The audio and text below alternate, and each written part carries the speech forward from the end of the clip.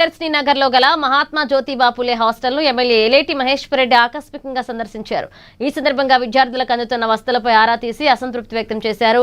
ఒకే గదిలో 25 నుంచి 40 మంది విద్యార్థులను ఉంచుతూ అరాకొర వసతులను కల్పించడం చాలా బాధాకరమన్నారు. గత ప్రభుత్వం నుంచి ఇప్పటి కాంగ్రెస్ ప్రభుత్వంలో సైతం హాస్టల్స్ లో విద్యార్థులు అనేక ఇబ్బందులు ఎదుర్కోవడం శోచనీయమన్నారు. ప్రస్తుతం ఉన్నటువంటి బిల్డింగ్ లో టాయిలెట్స్ రూమ్స్ సరిగ్గా లేనందువల్ల విద్యార్థులకు అనేక రకాల ఇన్ఫెక్షన్స్ వచ్చే అవకాశం ఉంటుందన్నారు. ఇప్పటికైనా ప్రభుత్వం బీసీ వెల్ఫేర్ హాస్టల్ తో పాటుగా రెసిడెన్షియల్ స్కూల్స్ లో విద్యార్థులకు అన్ని రకాల వసతులు కల్పించాలని డిమాండ్ చేశారు.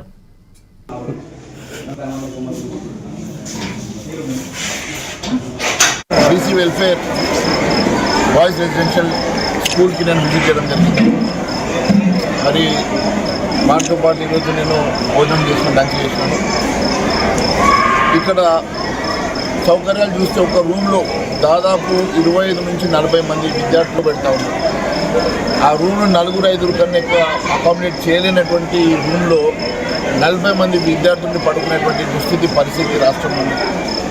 గత ప్రభుత్వం టీఆర్ఎస్ ప్రభుత్వంలో బీసీ వెల్ఫేర్ రెసిడెన్షియల్ స్కూల్ పెట్టామని గొప్పలు చెప్పుకున్నటువంటి గత ప్రభుత్వం ఈరోజు వాస్తవానికి ఈ రాష్ట్రంలో ఇన్ఫ్రాస్ట్రక్చర్ లేకుండా కేవలం పేపర్ వర్క్ చేసేసి కిరాయి బిల్డింగ్లలో ఈ రకమైనటువంటి స్కూల్స్ ఓపెన్ చేయడం వల్ల మరి అనేక ఇబ్బందులు విద్యార్థులు పడుతూ ఉన్నారు. పిల్లలకు ఇన్ఫెక్షన్స్, మరి టాయిలెట్ ఇష్యూస్ లోపల ఇబ్బంది ఉన్నది, మరి ఇక్కడ గ్రౌండ్ లేదు, అనేకమైనటువంటి ఇబ్బందులు ఉన్నాయి.